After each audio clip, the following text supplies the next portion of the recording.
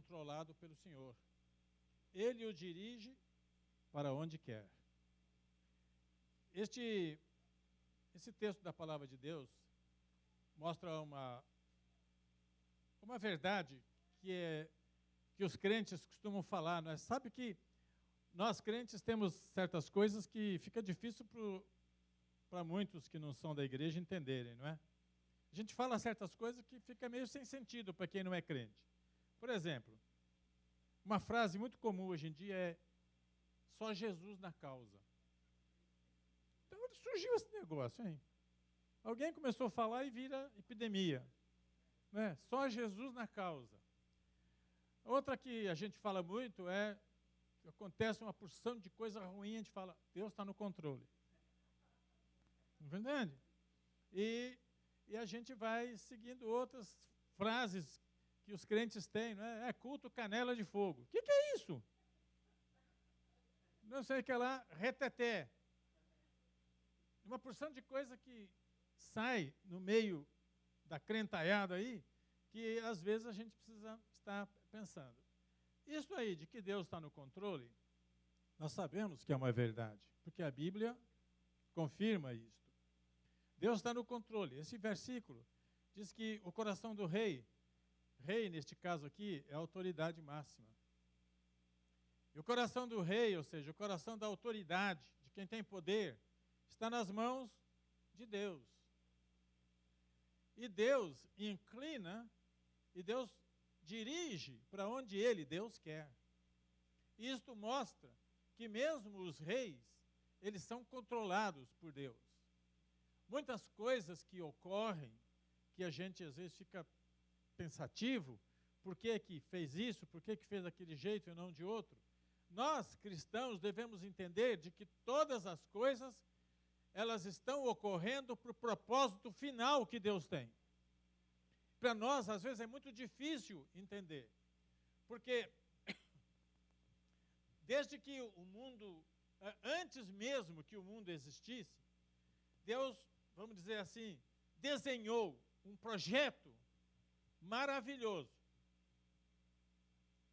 Todas essas crianças aí são um projeto de Deus. Parece que a gente não consegue ver isso, né?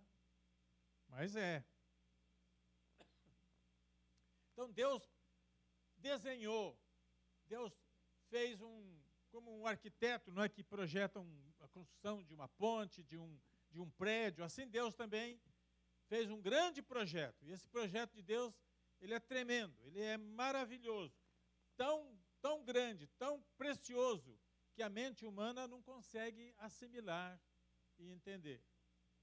Agora, esse projeto de Deus, tão precioso, ele, aos nossos olhos, né, quando a gente vê o que está acontecendo no mundo de hoje, parece que está tudo perdido. A impressão que passa hoje em dia é que quem controla tudo é o diabo. Porque parece que tudo está acontecendo do jeito que o diabo quer. A gente parece que nós, crentes, oramos e pregamos, mas parece que estamos malhando em ferro frio. Não acontece nada. A onda de pecado, a onda de erro, de mentira, de falsidade, de corrupção, continua crescendo. Há alguém que diz que Gomorra e Sodoma era melhor do que nós, do mundo de hoje. Então, nós vivemos numa época em que a impressão que passa é que quem controla tudo é Satanás. Porém, igreja, tem uma boa palavra para vocês. Não é isto o que a Escritura diz. A Escritura revela e afirma que quem está no controle é Deus. Amém? A Iraci tinha uma prima chamada Amélia. Esta Amélia era solista do coral da Igreja Sede em São Paulo. Tinha uma voz linda. E ela cantava muitos hinos. Mas o hino preferido, que todo mundo gostava que ela cantasse, era um hino que tinha o título, que é Deus tem o mundo em suas mãos. E ela cantava muito bonito. Deus tem o mundo em suas mãos. Olha aqui. Que é o mundo. Esse é o planeta que nós vivemos, gente. E ela cantava aqui, Deus tem o mundo em suas mãos. Ou seja, Deus está no controle de todas as coisas que acontecem neste mundo.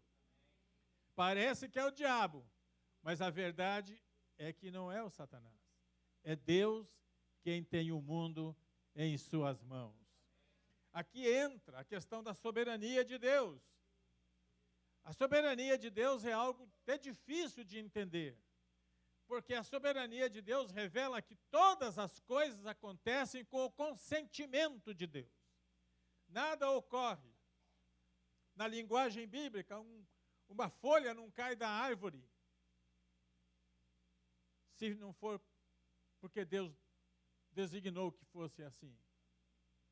Todas as coisas que acontecem estão no controle de Deus. Deus é soberano. Ele não precisa pedir autorização e permissão para ninguém para fazer as coisas. Por isso ele é Deus. Se fosse diferente, ele não seria Deus. Então, o que a gente está vendo, igreja, é que nós, quando dizemos que, sabe, quando vem aquelas coisas ruins, que a gente não quer que aconteça para nós, para nossa família, a gente fala, mas Deus está no controle. Aí quando vem aquela situação que você está bem de vida, mas de repente dá uma reviravolta aí nas finanças, e tudo que você tinha, você perde quase que instantaneamente, você não tem o que falar e você fala, Deus está no controle. Mas muitas vezes a gente fala isso só para repetir o que os outros falam. Mas a gente não está refletindo e pensando de que isso é uma verdade. Porque está contra nós. É duro você dizer que Deus está no controle quando você perde tudo. Quantas vezes a gente se vê numa situação de perda total? Perde a saúde, perde a casa, perde o carro, perde as finanças. Tem alguns que perdem filho. Gente, Deus está no controle. Imagina uma família. Aconteceu em Atibaia, com um moço que chamava Jairo. E o meu é Cairo. E eu tinha uma casa em Atibaia. E na cidade de Atibaia, esse moço, um cantor famoso, ele estava dirigindo o carro dele numa rua de terra, com a família toda. E aí vinha um caminhão na frente dele, levantando terra para tudo quanto era lado. E ele, então, não querendo ficar ali, resolveu ultrapassar. E no que ele foi ultrapassar, vinha outro caminhão. E bateram de frente. E a família inteira morreu. Eu recebi muitos telefonemas aquele dia, porque a notícia correu e confundiram, né? Porque Jairo em Atibaia, pensaram que era Cairo em Atibaia. Aí ligavam para mim, quando eu atendia, você está vivo? Tô. Mas aí, quando chegou o dia do enterro deste Jairo, o pai dele, que era pastor, foi fazer o ofício fúnebre. E estava lá aquele clima. E o pai dele, sábio, homem de Deus, falou, Deus não é culpado. O culpado é meu filho Jairo, que foi imprudente. Não se deve fazer o que ele quis fazer.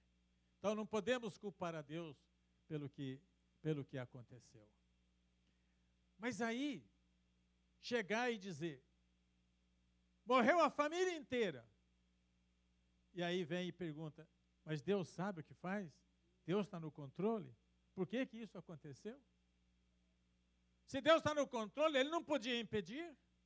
Se Deus controla tudo, Ele não podia fazer com que o Jairo não decidisse ultrapassar. A questão é a seguinte, se Deus fosse fazer assim, nossa liberdade como homens e mulheres estaria nula. Nós não poderíamos decidir mais nada. Nós não somos robô na mão de Deus e nem somos, como é que chama aqueles marionetes, né? Que faz o que o outro quer. Não, Deus não faz isso conosco. Ele nos deu a capacidade de escolher o que nós queremos fazer. Somos responsáveis pelos nossos atos. Mas a gente chegar numa hora dessa, aquele pai falar, mas Deus está no controle. Então a gente não sabe o futuro, a gente não sabe o que poderia acontecer com aquela família. Uma coisa é certa, a Bíblia fala que o coração do rei, da autoridade, os poderosos, tudo está nas mãos de Deus, e Deus inclina, Deus leva para o lado que Ele, Deus, quer. Vocês creem nisto? Amém? Se nós temos esta crença de verdade no nosso coração, na nossa cabeça, isso vai nos ajudar muito na nossa caminhada cristã. Nós estamos numa caminhada longa, gente. Nossa corrida não é de 100 metros rasos, não. Nossa corrida é uma maratona. É longa, cansa, falta ar no pulmão, dói os músculos da perna. Mas nós temos que chegar na fita de chegada, gente. E eu gosto sempre de dizer o seguinte, nessa nossa corrida espiritual, essa grande corrida da fé que nós temos, eu gosto sempre de enfatizar isso. Ganha não é só quem chega em primeiro lugar. Isso é a corrida do século aqui. Maratona de Boston. Sai correndo umas, não sei quantas mil pessoas que começam a corrida. Mas quando chega no fim, o primeiro que chega é o que recebe a coroa da vitória e a câmera só focaliza nele. O segundo, o terceiro mal aparece. Os últimos, então, na corrida do mundo, na corrida secular, só o primeiro é que ganha, que é chamado vencedor. Na corrida espiritual, ganha quem chega lá no fim. Então, todos nós vamos ganhar, porque nós vamos permanecer até o fim, amém? Então, vejam bem, é necessário chegar lá no fim. Todos que chegarem lá são vencedores. E nós somos campeões, porque Jesus vai nos levar até lá. Agora, nesta corrida que nós temos, nesta corrida de fé, nós temos que ter esta convicção de que Deus controla todas as coisas. No livro de Daniel, no capítulo 2, versículo 21 e 22, está escrito uma coisa interessante. Deus muda as épocas e as estações. Agora, olha esta aqui, eu vou enfatizar aqui. Destrona reis e os estabelece. Quer dizer, destrona quer dizer Deus quem tira os reis. Então, vocês pensam que foram os deputados que tiraram a Dilma? Estão entendendo? Há uma mão poderosa atrás ali funcionando, gente. Com propósitos eternos, do mundo que a gente não vê. Mas que é o que rege geralmente o que acontece aqui. Nós vamos ter que votar aqui para presidente aqui dos Estados Unidos. Nós temos uma candidata e um candidato. O Donald Trump e a Hillary Clinton. Aqui, mamma mia, está entre o ruim e o pior. Vai ser duro, gente. Vai ser duro.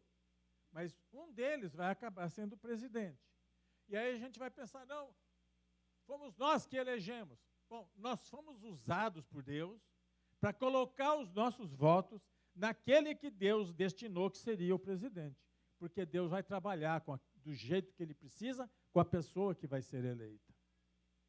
Vejam bem, quando Jesus nasceu, tinha lá um homem chamado Herodes. Este Herodes era cruel. Ele era um homem que não vacilou em dar uma ordem para mandar matar todas as crianças com menos de 2 anos de idade, todos meninos. Então, precisava ter alguém com este instinto de crueldade ali, para que se cumprisse o que estava escrito no Velho Testamento. Então, o que é que Deus faz? Deus permite que este homem cruel chegue ao poder. Porque quando Jesus nasceu, era preciso que alguém desse aquela ordem, e aquele homem foi usado. Então, Deus tem propósito que nós não entendemos. E Deus está trabalhando para que essas coisas aconteçam do jeito que elas precisam acontecer. Por quê? Porque Deus tem um projeto cujo final vai ser bênção, vai ser maravilha para todos aqueles que creem, para todos aqueles que confiam em Jesus Cristo. Um mundo maravilhoso que nós não conseguimos conceber. A palavra ainda diz que Deus dá sabedoria aos sábios e conhecimento aos que sabem discernir. Revela coisas profundas e ocultas. Conhece o que jaz nas trevas e a luz habita com ele. Então, as coisas profundas, Deus revela, como diz lá em Mateus, graças te dou, ó Pai, que ocultaste essas coisas aos sábios e entendidos. Sábios e entendidos que não creem, que não discernem as coisas espirituais. Mas Jesus disse, mas tu as revelastes aos pequeninos. aos humildes. Então, nós que somos humildes, não temos poder, não estamos em posições grandes, não temos grandes coisas, não sabemos discursar tão bem como eles. Mas foi a nós que Deus se agradou de revelar estas coisas que nós estamos recebendo, coisas do futuro, coisas que vão acontecer para este planeta, escrito no livro de Apocalipse e Daniel, para quem lê e discernir, é uma coisa maravilhosa. Agora, Deus muda as épocas e as estações, destrona reis e os estabelece, com propósitos. Deus tem uma razão para fazer isso. Daniel 5:21 confirma isso, dizendo que o Deus Altíssimo domina sobre os reinos dos homens e coloca no poder a quem Ele quer. Mas eu estou falando isto com relação a reis, presidentes de repúblicas. Tem certos países por aí que são ditadores, não é? Eles estão lá. A gente fica pensando, mas como é que pode chegar? Como é que essa pessoa chegou nessa posição? Tem propósitos eternos, divinos, atrás disso. Mas não é só reis. Toda autoridade, toda e qualquer pessoa que exerce autoridade, é porque Deus colocou ali. Então, quem é autoridade sobre você? Então, nós temos várias pessoas que exercem autoridade sobre nós. Por exemplo, nós temos que prestar respeito ao presidente da República, ao governador do Estado, ao prefeito, chefe da polícia, chefe do corpo de bombeiro. Eles são pessoas que estão em autoridade sobre nós. Você comete uma infração aí no trânsito, aquele guarda chega lá e te dá um ticket. Você passou o varal vermelho? Você é crente? Está imune a isso? Negativo. Fez o errado? Multa em você. E vai discutir com o guarda? Você vai na cadeia. Vocês estão entendendo o que é autoridade? Na escola, quem é autoridade sobre nós? Diretor, professor. Então nós estamos cheios de pessoas que exercem autoridade sobre nós. O que a Bíblia diz é que o coração do rei, ou seja, o coração da autoridade é como um rio controlado pelo Senhor. Ele o dirige para onde quer. Como é que nós conseguimos superar a tirania eventual de alguém que tem autoridade sobre nós? Como é que consegue isso? Pela força? Olho por olho, dente por dente? Não. Fala com Deus. Deus é maior do que a autoridade que está sobre você. Deus é maior do que o seu marido. Amém? Fala amém, Iraci. Ok, muito obrigado. Deus é maior que o seu marido. Deus é maior que o seu pastor. Se o pastor cometeu uma coisa ruim com você, foi injusto, falou o que não devia, não fique metendo pau no seu pastor. Isso é errado, isso é antibíblico. Vai trazer maldição para você. Fala com Deus. Deus é maior que o seu pastor. Vocês estão entendendo o que é autoridade? O professor foi injusto com você, fez um bom trabalho e deu nota baixa. Você não se conforma. Vai falar mal do professor? Isso não é bíblico. Como é que tem que agir? Fale com Deus, porque Deus é maior do que o seu professor. E assim por diante. Você fala com Deus, Deus fala com a autoridade que está sobre você e mexe. Se ele não responder corretamente, Deus vai cuidar dele. Não é a gente que vai cuidar. Louvado seja Deus por isso, amém? Se vocês guardarem isso que eu ensinei agora, a sua vida vai mudar muito, viu? Porque resistir à autoridade é antibíblico. Nós precisamos estar submissos à autoridade. Só se a autoridade cometer alguma coisa que contraria a palavra de Deus. Por exemplo, as mulheres do Egito receberam uma ordem do faraó. Mate todas as crianças dos hebreus. Mas a Bíblia diz, não matarás. Então, num caso desse, quem que a gente vai obedecer? A Deus. Ok? Então, há casos de injustiça que dá motivo para a gente se rebelar. Mas o certo, o correto, o natural é estar embaixo de toda e qualquer autoridade. Agora, neste plano de Deus eterno, cujo fim está além da nossa compreensão, existem momentos em que Deus vai trabalhar e há uma preparação para certos fatos. A Bíblia diz, em Gálatas 4:4, que quando chegou a plenitude do tempo, Deus enviou seu Filho. Agora, esta expressão plenitude do tempo, para a vinda de Jesus na terra, é que tem que ser entendida. Que é a plenitude do tempo? Comparando o ano que Jesus veio ao mundo, aquela época que Jesus viveu, com a nossa, parece que a plenitude é agora. Porque naquele tempo não tinha GPS, não tinha iPhone, não tinha televisão, não tinha avião a jato. O que mais que tem? Não tinha computador, não tinha carro, não tinha energia elétrica. E aí a Bíblia chama aquilo de plenitude do tempo. Vocês queriam viver naquela época? Andar de camelo? Do que sentar nesse carro aí, aperta aqui, já... Hã? Quem tinha, porque era coisa de rico, não é? Camelo, gente que andava de camelo estava bem de vida. Agora, aquelas caminhadas longas, rua cheia de poeira, doenças que não tinha cura, muitas doenças. Gente, e isso era a época que Jesus nasceu e a Bíblia chama plenitude do tempo. Por quê? Porque Jesus veio ao mundo na época certinha para aquilo que ele precisava fazer. O mundo estava preparado para Jesus chegar e pregar a mensagem dele. E a mensagem ser ouvida, porque naquele tempo era importante. Era importante ficar ouvindo o que os outros tinham para transmitir. Quando os apóstolos saíram para todas as partes do mundo pregando o evangelho, não tinha problema de idioma. Por quê? Porque em todo lugar se falava um só idioma. Naquela época, podia viajar com segurança pelas estradas, porque tinha um exército romano que dava segurança. Então o mundo estava preparado para vir Jesus e para a exposição do evangelho.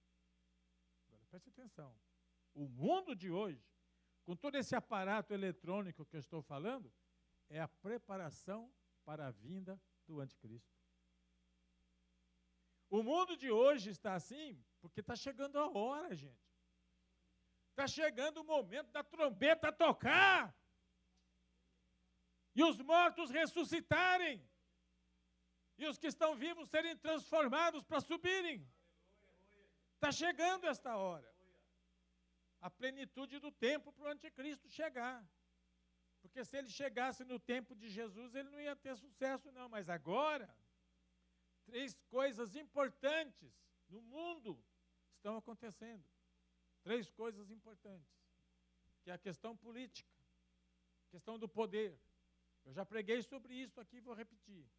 Hoje em dia, no mundo, as autoridades, grandes autoridades do mundo, estão trabalhando na formação de um governo mundial, de um líder mundial, para levar, vamos dizer, evitar problemas de rebelião, de fome, tudo isso que eles falam. Um poder só, porque hoje todo mundo manda, muitos países, mas vai ter um eles estão trabalhando nisso para ser o cabeça de todos. A economia mundial está indo para um caos.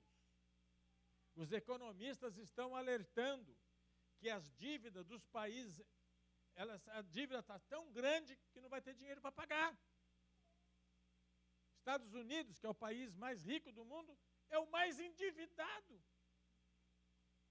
Não tem dinheiro para pagar. E vai chegar um momento que vai ter que falar, não tem. E aí vai surgir, então, aquela figura famosa, não é? Que vai falar, deixa comigo que eu resolvo. E vai resolver. E aí todo mundo vai aplaudir e vai se submeter àquele que detesta Deus, que tem pavor de Jesus Cristo, que se chama o anticristo. E terceiro, religião. Neste plano mundial que eles estão trabalhando, existe um assunto que vai ser incrível. Eles querem que haja uma só religião no mundo. vai ser impossível, gente. Porque nós crentes não vamos querer nos sujeitar a seguir uma religião, vamos dizer, muçulmana. Em vez de fazer oração para Jesus, ficar Alá. Mas eles também não vão aceitar a nós. Uma só religião no mundo. Porque eles dizem que o que cria guerra no mundo são as religiões. O terreno está sendo preparado para o anticristo. Parece que o diabo controla tudo, mas a verdade é que Deus tem o mundo em suas mãos. Tudo está sendo feito porque tem que se cumprir a Escritura. O que a Bíblia revela, o que a Bíblia escreve, o que está escrito ali, gente, é aquilo mesmo, não tem jeito de escapar. Tem um deputado doido lá no Brasil que está fazendo uma proposta para mudar a Bíblia, para ajeitar com as coisas que ele crê.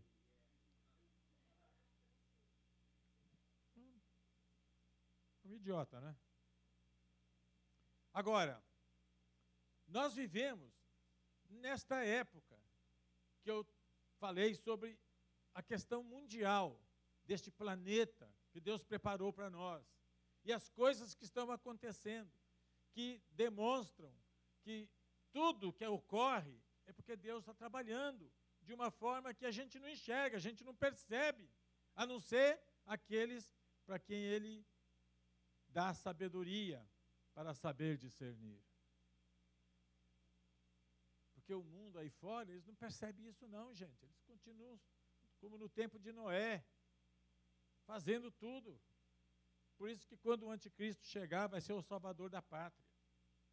Agora, vamos pegar isso tudo e trazer para nós, particularmente como indivíduos, como pessoas. O que acontece? Deus tem o mundo em suas mãos.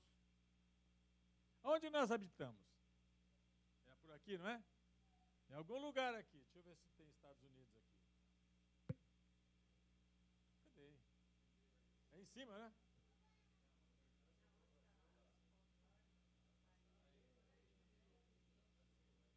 Achei aqui. A gente mora por aqui, né? E os parentes nossos tudo por aqui, não é? Nós moramos aqui. Deus tem o mundo em suas mãos. Então, se nós estamos aqui, a nossa vida está nas mãos de Deus. Amém. Você crê nisso, gente? Amém. Você crê mesmo que Deus cuida de você? Amém. Mas nós somos um grãozinho de areia na praia. Insignificante.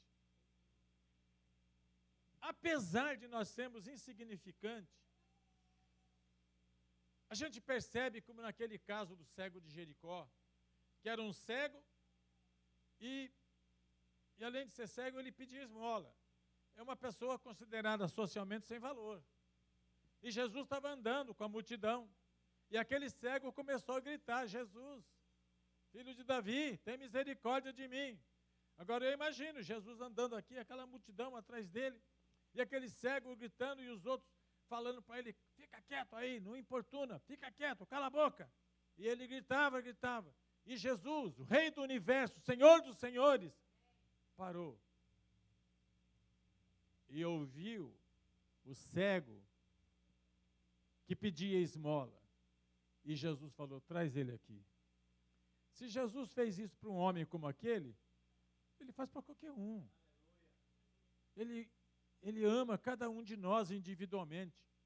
Para Deus, nós não somos um número, nós somos uma pessoa. Ele nos chama pelo nome, não pelo número. Quem chama pelo número são os presidiários. E outras coisas. Mas Deus nos chama pelo nome. Quando Ele quer falar com você, Ele vai fazer como Ele fez com Samuel. Samuel, Samuel. E ele, Samuel, fala, Senhor, que o teu servo ouve. Quando ele chegou lá, Moisés, lá no monte, Deus falou com ele chamava pelo nome. Deus chama você pelo nome também. Você tem um nome, Deus te chama pelo nome. Agora aí vem umas coisas meio interessantes. Se nós estamos na mão de Deus, Ele cuida de nós, e a gente canta hinos, e a gente vê livros escritos sobre isso, tantas coisas enfatizando o cuidado que Deus tem por nós. E, no entanto, continua acontecendo coisa ruim para a gente. Será que Deus perdeu a força? Será que Deus não tem mais poder? Será que o diabo ganhou dele? Gente, eu tenho às vezes fico pensando umas coisas que às vezes eu chego e falo, não é? Como eu vou falar agora. Que é o seguinte, minha mãe está com 95 anos de idade, vocês sabem, não é? Vai fazer 96 daqui um mês.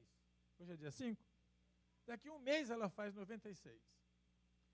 Há pouco tempo aí, vocês sabem que ela passou muito mal ali na Flórida e minhas irmãs falaram, vai morrer aqui. Nada, a velhinha está fazendo de tudo lá em casa de novo. Mas vai chegar uma hora que ela vai morrer. Vai chegar um momento que Deus vai recolher. E eu fico pensando, se Deus fosse responder todas as orações que os crentes fazem, mesmo os crentes